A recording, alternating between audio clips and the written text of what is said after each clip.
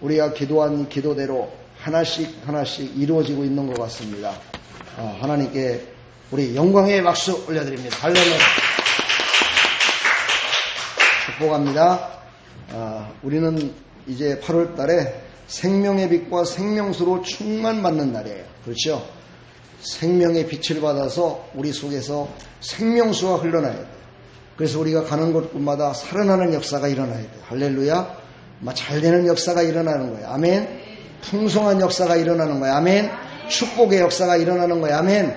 죽은 자가 막 살아나기도 하고 할렐루야. 병든 자가 치료받고 아멘. 그런 역사가 우리가 가는 곳곳마다 일어나기를 간절히 기도하면서 한 날을 보내시기를 간절히 부탁드립니다. 우리 다 같이 서로 축복하면서 우리 함께 하나님께 영광을 돌립니다. 우리 서로 축복합시다.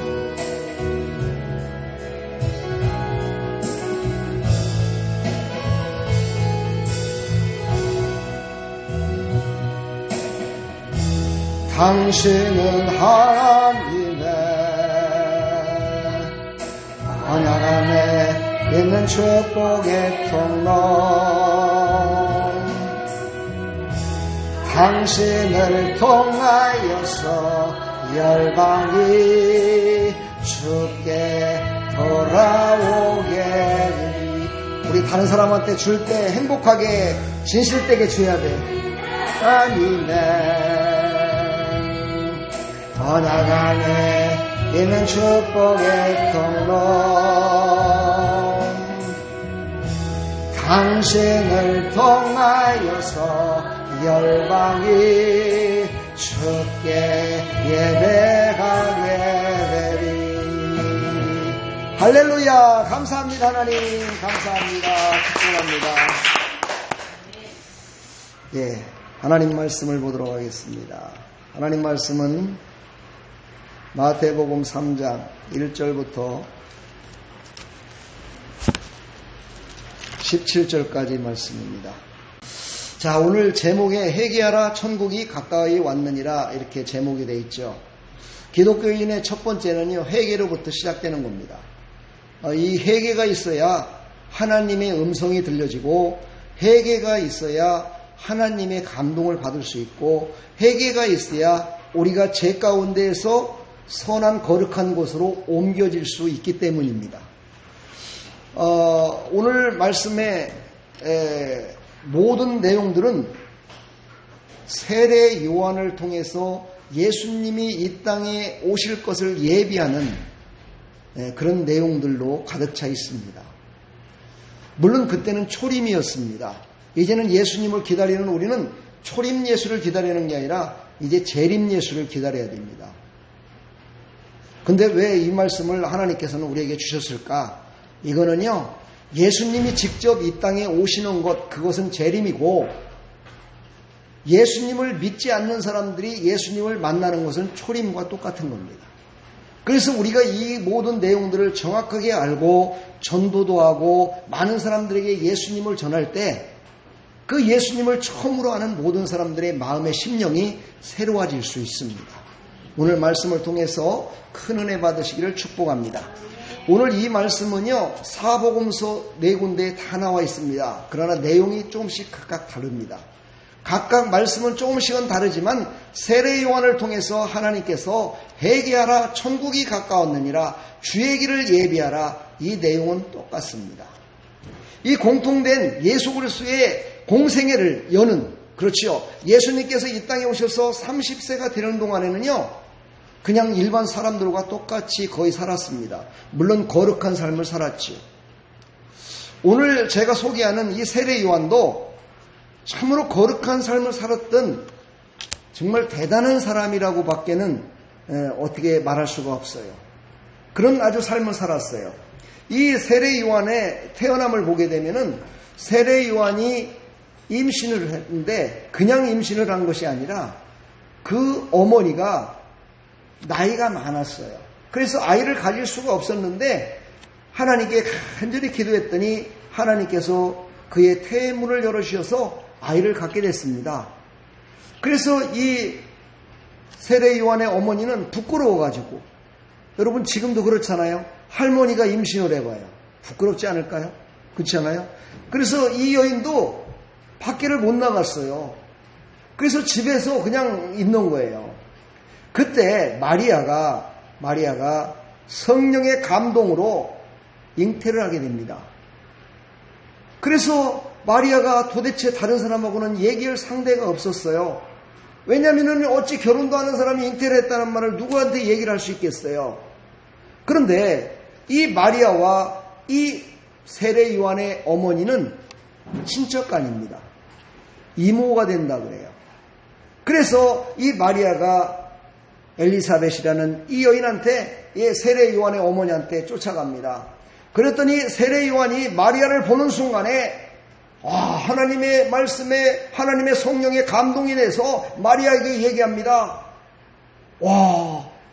너의 태중에 있는 게 우리의 주님이신데 어찌 주님께서 너의 태에 있는지 내가 알지 못하나 주님을 찬양합니다. 그러면서요, 마리아의 이 태 속에 들어있는 예수님을 알게 됩니다.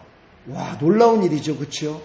그러면서 두 사람이 만나서 긴 시간 동안을 대화를 나누면서 그들이 함께하는 그런 내용이 누가복음에 기록되어 있습니다.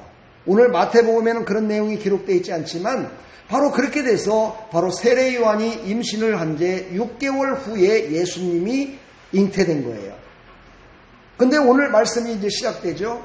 오늘 말씀 가운데 보면은요, 세례 요한이 예수님을 앞서서 와서 천국이 가까웠다라고, 회개하라 천국이 가까웠다 선포하기 시작합니다. 그런데 그 전에 세례 요한이 이 땅에 태어나서부터 살던 그 내용들을 쭉 보게 되면 우리가 많이 배워야 될 점들이 많습니다. 세례 요한은 이 땅에 태어나서부터 그 복음을 전할 때, 회개하라 천국이 가까웠느니라, 이 복음을 전할 때까지 그는 빈들에서 살았다고 얘기를 합니다. 빈들이란 광야를 말하는 것이고 홀로 있는 곳을 말합니다. 집이 아니에요. 그냥 이슬이 내리면 이슬을 맞고요, 비가 오면 비를 맞고요, 햇빛이 찌면 햇빛을 찌고 이런 곳에서 사는 거예요. 세례 요한은 바로 집에서 살지 않고 그런 곳에서 30년을 사는 겁니다. 그러면서 그의 옷은 어떤 옷을 입었느냐? 납타털 옷을 입었다고 그래요. 이것을 보면서 제가 묵상을 해봤어요. 아니, 그 더운 날씨에 어떻게 납타털 옷을 입고 어떻게 지낼 수 있을까요? 그렇게 하나님은 그랬더니 하나님 감동을 주기를, 그는 낮에 입는 옷과 밤에 입는 옷을 구별해서 입지 않았다는 거예요. 그 땅은요, 낮에는 덥지만 밤에는 무지무지하게 추운 날씨예요. 그래서 겉옷을 갖다가 털옷을 입지 않으면은 견딜 수가 없는 곳이에요. 그러니까 이 세례 요한은요, 바로 그 옷을 한 가지만 가지고 낮과 밤을 같이 이렇게 광야에서 살았다는 것을 의미해요. 그러면서 이 세례 요한은 뭐를 먹고 자랐냐면은요, 이런데 풀숲에 가면은 우리 메뚜기 있잖아요, 메뚜기. 그쵸? 메뚜기를 잡아서 그거를 먹었다는 거예요. 그리고 또 뭐를 먹었느냐? 돌 같은 데에 꿀을 갖다가 이렇게 이제 벌들이 꿀을 이렇게 만들어 놨잖아요. 그 꿀을 따서 먹고 살았다는 거예요. 자, 이것은 무엇을 의미하길래 이런 내용을 성경에 기록했을까? 저는 한번 곰곰이 생각해 본 바, 이 세례 요한은 세상의 문화에 젖어 살지 않았다는 것을 얘기합니다. 세상의 문화에, 세상의 환경에 좌우되는 사람이 아니라 오직 여호와를 앙망하며 메시아가 올 것을 바라보며 그만 바라보며 세상 가운데 살았다는 거예요. 다른 거 바라보지 않았다는 거예요. 오직 하나님의 말씀이 자기에게 임했고 자기의 사명은 그것이기 때문에 오직 그것만을 위해서 그는 살았다는 거예요. 그것도 한두 해도 아니고 30년 동안을. 사랑하는 여러분, 이렇게 살 수 있을까요? 참, 이렇게 산다는 것은 참으로 쉽지가 않습니다. 그런데 누가복음을 보게 되면은요, 이 내용을 더 자세하게 나와 있어요. 누가복음 1장 39절로 80절까지의 내용을 보면은 바로 세례 요한이 이렇게 살 수밖에 없었던 것을 그의 아버지 사가랴라는 사람이 예언을 합니다. 그가 태어나자마자. 그랬는데 이 사가랴라는 사람은 누구냐면은 제사장이었어요. 제사장이었는데 이 세례 요한이 임신되어 있을 때 10달 동안은요, 말을 하지 못했습니다. 하나님이 그의 입을 막아버렸어요. 말을 못하게 만들어버렸어요. 근데 언제 이 사가랴라는 사람이 말이 입에서 떨어지기 시작했냐면요, 이 엘리사벳이라는 이 세례 요한의 어머니가 아이를 낳고 나서 이름을 짓습니다. 이름을 짓는데 친척들이 그래요. 이 사람은, 이 말이 아이는 특별하게 태어난 아이야. 정말 그 나이 먹어갖고 어떻게 이런 아이가 태어날 수가 있어. 그러니까 사가랴 집안에 대대손손 영광을 위하여 이름 앞자리에 사가랴라는 말이 들어가야 돼, 이렇게 얘기를 했어요. 근데 성령께서 엘리사벳에게 임하셔서 그 이름을 쓰지 말고 요한이라 하라, 이렇게 감동을 줘요. 할렐루야. 그랬는데 그때 남편과 이렇게 떨어져 살고 있었는데요, 이제 남편에게 찾아가요. 이 엄마는 요한이라고 짓고 또 친척들은 사가랴의 어떤 이름을 지라고 그러니까 이것을 지을 사람은 아버지밖에 없다. 그래갖고 아버지에게 그 아이를 데리고 갑니다. 그래갖고 아버지한테 딱 가가지고 이 이름을 좀 지어주시오, 이렇게 얘기를 했더니만은요, 말을 하지 못하니까 성경에는 글을 쓸 수 있도록, 글을 쓸 수 있도록 이렇게 갖다 줬다고 그래요. 갖다 주니까 거기에 요한이라고 쓴 거야. 할렐루야. 하나님의 영은 하나예요. 그렇지요. 그 하나님의 영이 그의 어머니에게 임했는데 그 어머니에게 임한 하나님의 영이 그 아버지 사가랴에게 임해서 떨어져 있음에도 불구하고요, 똑같이 요한이라는 이름을 짓게 됩니다. 할렐루야. 그 요한이라는 이름을 딱 지어서 사람들에게 나는 이름을 짓겠소, 이렇게 딱 얘기했더니만요, 그때 사가랴의 입이 딱 열려집니다. 할렐루야. 그동안에 입이 닫혀갖고 말을 하지 못하던 그가 그것을 딱 쥐고 딱 하는 순간에 입이 열려지는 거예요. 아멘. 와, 이 놀라운 역사잖아요. 그렇죠? 저는 이것을 통해서 왜 하나님은 10달 동안을 말을 못하게 했을까? 왜 말을 못하게 하고 이렇게 했을까? 한번 또 곰곰이 생각을 해봤어요. 성경에는 나와 있지 않습니다. 제가 유추해 본 바예요. 이것은 바로 다른 말을 하지 않고 살았잖아요. 그렇죠? 그러니까 세례 요한도 마찬가지로 이 땅에 태어나서 다른 말을 하지 않고 오직 회개하라, 천국이 가까웠느니라, 이 말밖에는 안 넣은 거야. 와, 저는 이걸 보면서 우리 부모들이 어떤 말을 하면서 살아가냐에 따라서 자녀들의 삶이 바뀌어지겠구나 하는 생각을 해봤어요. 우리 사랑하는 부모님들이 어떤 말을 하고 어떤 생활을 하고 어떻게 살아가느냐에 따라서 자녀들의 삶은 어떻게 바뀐다는 건요, 우리가 한번 깊이 생각을 해봐야 돼요. 할렐루야. 내가 하나님 앞에 예배를 잘 드리는 모습을 보여주면은요, 자녀들도 예배를 잘 드려요. 세상 사람들이요, 돈을 잘 벌잖아요. 부자들은. 그치요? 그 돈 잘 버는 모습을 자녀들에게 가르쳐줘요. 그러면 그 돈 잘 버는 모습을 따라서요, 그 자녀들도 돈을 잘 버는 사람이 돼요. 학자의 집안에는 학자가 나와요. 의사의 집안에는 의사가 나와요. 아멘. 우리 집안에는 목사가 없어요. 그런데도 목사가 나왔어요. 참 감사하죠. 대대손손 목사가 나왔으면 참 좋겠어요. 우리 요한이가 나중에 목사가 됐으면 좋겠어요. 할렐루야. 그래서 하나님의 영광을 위해 살아가는 그런 하나님의 백성들이 대대손손 이어졌으면 참 좋겠어요. 그런데 이것뿐만이 아니에요. 부모가 어떻게 하느냐에 따라서 도덕적으로, 윤리적으로 그 가문이 많은 사람들의 칭송을 들을 수 있어요. 여러분, 내 자녀 속에 목사가 없고 하나님의 영광을 위하는 모습이 없다 손치더라도요, 도덕적으로 윤리적으로만이라도 하나님의 영광을 위해서 살아갈 수 있다면요, 그것 또한 큰 덕을 세우는 거예요. 할렐루야. 그런 삶을 여러분 살아가기를 간절히 축복합니다. 아멘 했습니다. 혹시라도 오늘부터 입을 딱 닫아버릴지도 모르는데 그래도 아멘 할 겁니까? 그래도 아멘 해요. 할렐루야. 여러분들의 그 사랑과 그 믿음이 여러분들의 자녀를 행복하게 살아가는 믿음의 자녀로 살아갈 줄 믿습니다.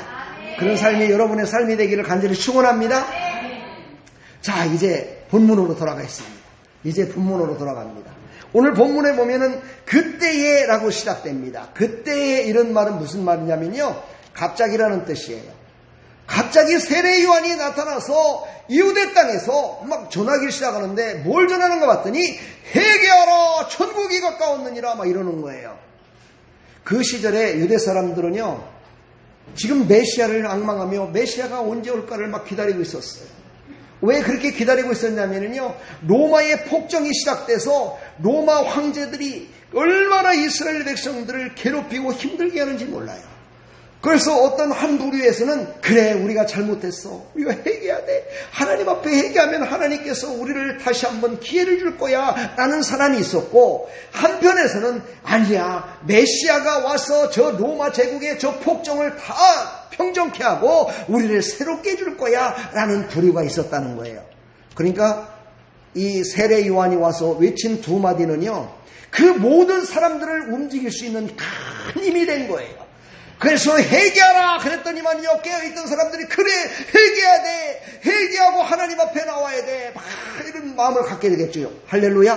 이제 천국이 가까웠느니라. 그러니까 와 드디어 메시아가 오는구나. 드디어 메시아가 와서 우리 유대 땅을 새롭게 할 것이구나. 이런 기대가 무지하게 많았겠죠. 할렐루야. 그러면서 세례 요한이 딱 얘기하는 거예요. 다 와서 세례를 받으라 이렇게 얘기를 하는 거예요. 그랬더니요 유대에 있는 모든 사람들이요 얼마나 줄을 서서 요단강에 와서 세례를 받으려고 막 줄을 서는 거예요. 세례를 받아 메시아를 영접하겠다고. 그때 중요한 게 또 나오죠. 바리새인과 사두개인이 거기에 옵니다. 바리새인과 사두개인도 역시 마찬가지로 세례를 받으러 왔을 거예요. 예, 자기네들도 어떻게 의로움을 한번 보여주려고. 바리새인은 누굽니까? 예, 마카비바에서 마카비라는 가문이 있습니다. 그게 바로 400년 동안을 유대 민족을 이끌었던 지도자의 가문입니다. 근데 그들은 하나님의 말씀은 있었지만은요, 그들은 성령도 또한 깨닫지 못했었고요, 메시아도 정확하게 알지 못했었고요. 그들은요, 오직 하나님의 말씀, 율법에만 붙들려 있었던 그런 사람들입니다. 그게 바로 바리새인들이죠. 그 바리새인들이 온 거예요. 그때 세례 요한이 그들을 향해서 외칩니다. 뭐라고 합니까? 이 독사의 자식들아 이렇게 얘기합니다. 이 독사의 자식들아 이렇게 외쳐요. 그때 어땠을까요? 가슴이 철렁하지 않았을까요? 우리 이 땅에 사는 지금도 마찬가지로 성도들에게 회개하세요 이렇게 외치면은요 그 교회 안 나간다고 그러죠. 기분 나빠서. 그 시절에도 마찬가지였을 것 같아요. 근데 그 정도가 아니었어요. 세례 요한은요 오직 하나님이 주신 감동으로 그들에게 독사의 자식들아 하고 막 외친 거예요. 그랬더니 그들이 깜짝 놀란 거죠. 그들이 어떻게 됐을까요? 아마 주먹으로 싸우진 않았겠지만 뒤돌아서 갖고 아마 어지간히 많이 욕하면서 아마 갔을 것 같아요. 그렇지요? 그런데 하나님께서요 이 세례 요한에게만큼은요 마지막 구약시대의 선지자로 부름을 받은 거예요. 선지자는 어떤 것이 선지자예요? 하나님이 주신 말씀을 그대로 전하는 게 선지자예요. 가감없이 전하는 게 선지자예요. 자기의 목숨을 내놓고도 그대로 전하는 게 선지자예요. 그래서 이 세례 요한은 바로 하나님이 주신 감동에 따라서 그렇게 외쳤을 거예요. 그런데 나중에 예수님이 공생애를 시작하면서도 바리새인들에게 똑같이 그렇게 말씀하십니다. 바리새인들에게 똑같이 이 독사의 자식들아 얘기를 합니다. 그걸 보면 하나님의 뜻이죠. 그렇죠? 하나님이 그렇게 하라고 하신 거예요. 그가 미워서가 아니고 그거를 붙들고 있는 이 월수 마귀의 그 계계를 능히 끊어버리라는 그런 강력한 경고인데도 불구하고 그들은 육신의 사람들이었기 때문에 내가 바로 독사의 자식이구나. 내가 잘못됐구나 라고 생각을 하고 그들은 회개치 않고 그냥 돌아갔다는 것입니다. 이 얼마나 불행한 사건입니까? 사랑하는 여러분, 여러분들에게도 하나님께서는요 어떤 때는 감당하지 못할 말씀을 하실 때가 있어요. 감당하지 못할 말씀, 내가 도대체 이해하지 못할 말씀을 하실 때가 있어요.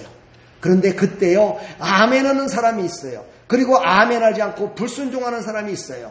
예, 구원받은 백성들 불순종 한번 했다고 지옥 가는 거 아닙니다.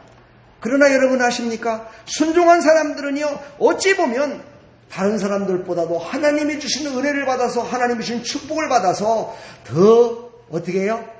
하나님 영광을 위해서 기쁘고 즐겁게 살기를 원하는 게 우리의 마음 아닐까요? 진짜 아닙니까? 그렇지요? 예, 예수님 잘 믿어서 하나님이 주신 축복으로 그래도 좀 내놓고 살기를 원하는 게 인간의 마음 아닐까요?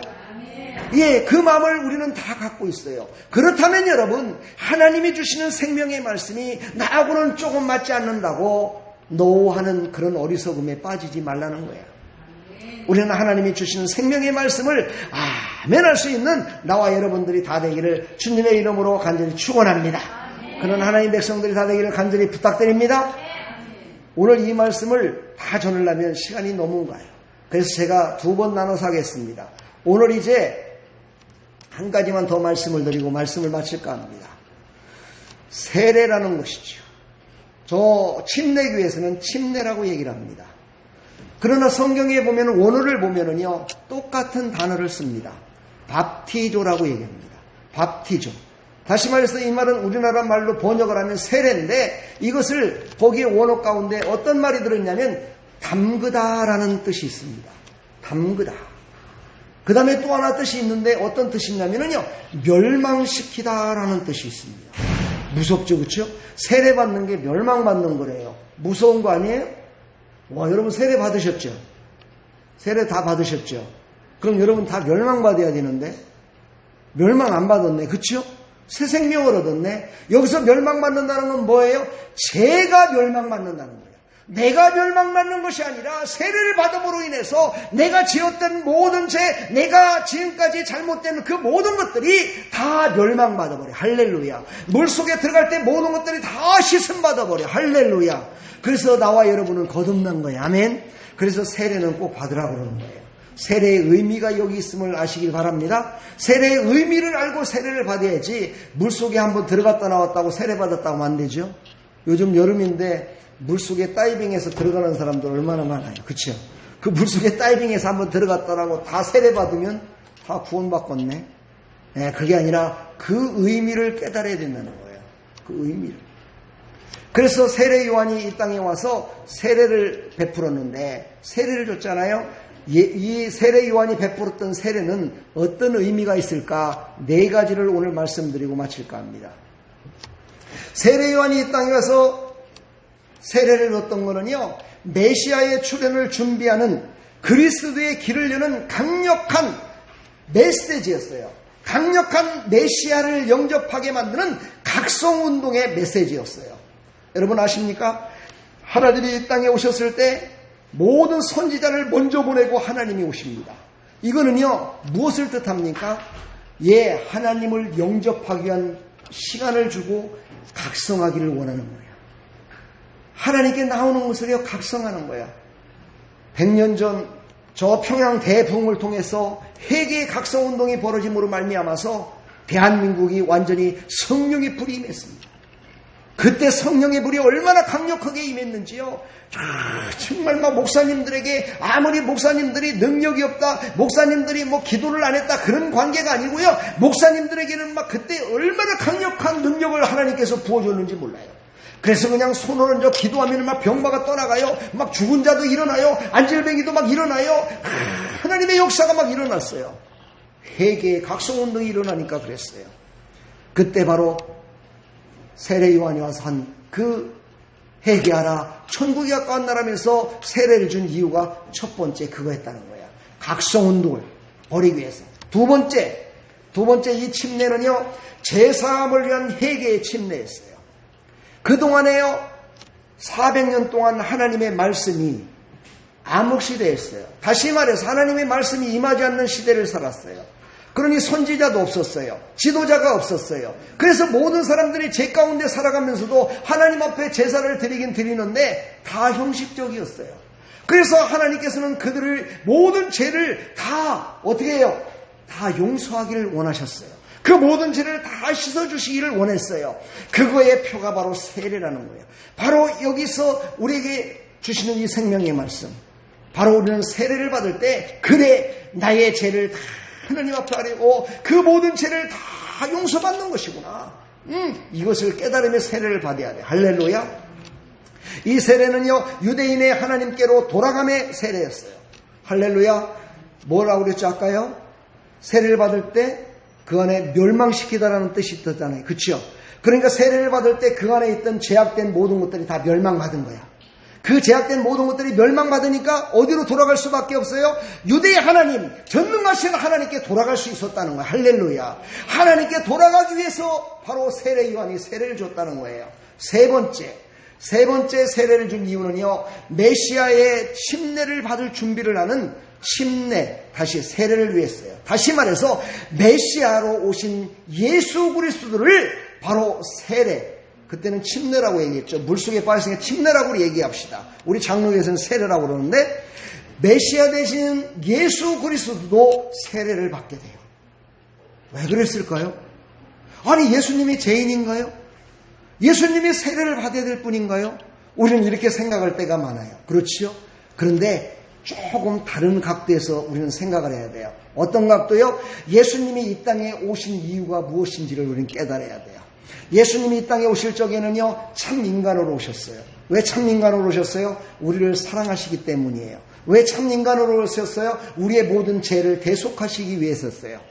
왜 예수님은 참 인간으로 오셨어요? 그 죄로 말미암아 십자가에 죽기 위해서 오신 거예요. 그래서 예수님은 이 땅에 오셔서 모든 사람들의 본이 되는 세례를 받기를 원하셨어요. 그래서 세례 요한에게 갔더니만 세례 요한이 깜짝 놀라요. 아이고, 내가 당신에게 세례를 받을진데 어찌 내가 당신에게 세례를 줄 수 있습니까? 이렇게 예수님한테 말했을 때 하나님의 의를 이루라 말씀하세요. 모든 것에 하나님의 의를 이루라 이렇게 얘기하면서 세례 요한한테 세례를 받습니다. 이것은 곧 인류의 모든 죄를 다 짊어지고 죽으실 예수 그리스도, 그분은 하나님 되시지만 참 인간의 모습으로 오셨기 때문에 그 모습을 모든 사람들에게 공포하며 나는 참 메시아이며 참 하나님이며 참 인간인 것을 모든 사람들에게 공표하는 것입니다. 그것을 바로 세례 요한이 이루기 위해서 이 땅에 와서 세례를 주었다는 거예요. 할렐루야. 이것을 여러분 믿으시기를 간절히 축복합니다. 네 번째 뭐냐면요, 이 침례는 신적 기원을 가진다라고 얘기해요. 좀 전에 얘기했죠. 예수님은 두 가지 점에서 요한의 탁월성을 지적했고, 그 침례를 받음으로, 세례를 받음으로 말미암아 어떻게 돼요? 그 신적인 모든 능력을 입증해 줬다는 거예요. 이 말은 무슨 말이에요? 네가 나한테 세례를 받을진데, 그렇죠. 세례 요한이 그랬잖아요. 당신에게 내가 세례를 받을진데 내가 어찌하여 당신에게 세례를 줄 수 있습니까? 그랬는데 예수님이 뭐라고요? 아니다. 나에게 세례를 주고 하나님의 의를 이루라 하고 하나님이 말씀하시듯 얘기를 해요. 그렇지요? 그러니까 예수님은요, 참 인간이시면서 참 하나님이심을 말씀하시는 거예요. 그게 만약에 사람이 그랬다면 어찌 그것을 하나님의 말씀을 바꿀 수가 있겠어요? 그렇지요? 근데 바로 그것이 하나님의 뜻이었다는 거예요. 아멘. 바로 이런 신적인 능력이 있었다는 거예요. 사람들은 죄를 잡아갖고 침례를 받았어요. 그것으로 말미암아 어떻게 된 거예요? 예수님이 세례를 받았던 것처럼 모든 세례를 받은 모든 사람들은 죄는 멸망받고 새롭게 거듭나는 문으로 다시 다 옮겨지는 놀라운 역사가 세례 요한의 세례를 통해서 이스라엘의 지경을 완전히 바꿔버렸다는 거예요. 할렐루야. 여러분은요, 이 땅에 지금 살아가면서 여러분이 가는 곳곳마다 영적인 지경을 바꾸는 사람이 돼야 돼요. 할렐루야. 우리 믿음이 없는 사람들은요, 코로나 때문에 우리의 신앙의 지경이 바뀌어버렸습니다. 우리 그래서 예배도 못 드리고 기도도 못하고 전도도 못하고 이렇게 말하는 사람들 있잖아요. 나도 그렇게 말을 했어요. 요 입술에 불을 지져야 돼. 여러분들도 이렇게 말했다는 입술에 불을 지져버리고 이제부터는요, 하나님이 주신 생명의 말씀을 붙들고 여러분이 가는 곳곳마다 세상의 지경이 아닌 하나님의 지경으로 바꿔버리는 그런 놀라운 역사가 오늘 이 시간 이후로 일어나기를 간절히 축복합니다. 왜 그래요? 우리는 죄에서 완전히 자유함을 얻었기 때문에, 아멘. 죄를 완전히 멸망시켰기 때문이에요. 할렐루야. 우리는 다시 살아났기 때문이에요. 아멘. 그래서 우리는 세상의 지경에 살아가는 것이지만 세상의 지경을 바꿀 수 있는 것이 바로 나와 여러분들이에요. 세상의 지경을 바꾸기 위해서는요, 우리는 거룩한 백성으로 살아야 돼요. 거룩한 백성으로 살아갈 때 세상의 지경을 바꿀 수 있어요. 세상의 지경을 바꾸지 못한다면은요, 그거는 세상과 짝하는 존재와 똑같은 거예요. 나와 여러분들은요, 세상의 지경을 바꾸는 하나님의 백성들이 다 되기를 주님의 이름으로 간절히 다시 한번 부탁드립니다. 할렐루야. 그래서 세상의 지경을 바꿔서 세상의 초석이 되기를 축복합니다. 예전에 김구 선생 같은 사람은요, 교회 하나 세우는 것이 파출소, 경찰서 100개, 10개 세우는 것보다 훨씬 낫다라고 얘기를 했습니다. 그 능력의 역사가 바로 각 교회에서 일어나기만 한다면 대한민국의 역사는 완전히 바꿔질 것입니다. 대한민국은 새로운 대한민국으로 거듭날 것입니다. 할렐루야. 거기에 첫 번째가 누굽니까? 나와 여러분들입니다. 아멘. 자기 가슴에 손을 얹어요. 나로부터. 할렐루야. 나로부터입니다. 아멘. 나로부터 그게 시작되는 거예요. 아멘. 나로부터 시작되어 이 땅에 살아가는 모든 사람들에게 영향력을 끼치는 하나님의 교회요, 하나님께서 만든 지경이 이 땅 가운데 활짝 다시 만들어지는 역사가 간절히 있기를 기도하시기를 축복합니다. 믿음의 사람들은 지금 그렇게 기도하고 있습니다. 저 코로나로 말미암아서 하나님의 그 믿음의 백성들의 지경이 바뀌어질 것이다. 하나님의 역사심이 바꿔질 거다 믿고 지금 기도하고 있습니다. 나 여러분, 그 기도하는 우리 사랑하는 아름다운 교회 모든 성도들 다 되기를 주님의 이름으로 간절히 축복합니다. 예, 1탄 끝났습니다. 다음 주에 2탄을 기대하십시오. 축복의 말씀으로 여러분에게 하나님이 말씀하실 것입니다. 기도하겠습니다. 하나님 감사합니다. 오늘로 이 생명의 말씀을 통해서 우리는 죄에서 자유함을 얻었고 이제는 새 생명을 얻은 하나님의 백성임을 확실히 알았습니다. 이제부터 우리가 사는 모든 삶 가운데 생명의 빛을 발하게 해주시고 생명수가 흐르는 하나님의 백성들이 다 될 수 있도록 은혜 베풀어 주시옵소서. 예수 그리스도의 이름으로 감사하며 축복하며 기도합나이다. 아멘.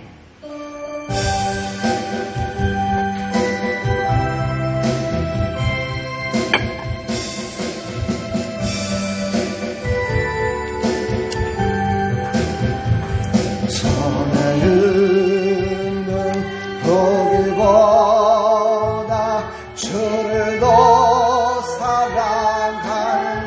사랑하는가 이슬 같은 목숨보다 주를 더 사랑하는가 사랑의 빛 잃어가면 주님 만날 수 없어 헛된 영광 바라보면 사랑할 수도 없어 잠시 몸을 이 세상 헛된 것들 버리니 주를 사랑하는 나로 금보다도 귀하다 금별이 뛰노라도 주를 더 찬양하는 우리 손 들고 찬양합시다. 그 알람이 닥쳐와도 주를 더 찬양하는가 깊은 잠에 빠진 영혼 주님 만날 수 없어 근심 걱정 많은 자는 찬양할 수도 없어 잠시 몸을 이 세상 헛된 것들 버리니 주를 사냥하는 마음 금보다도 귀하다. 우리 시간 한번 말씀을 생각하며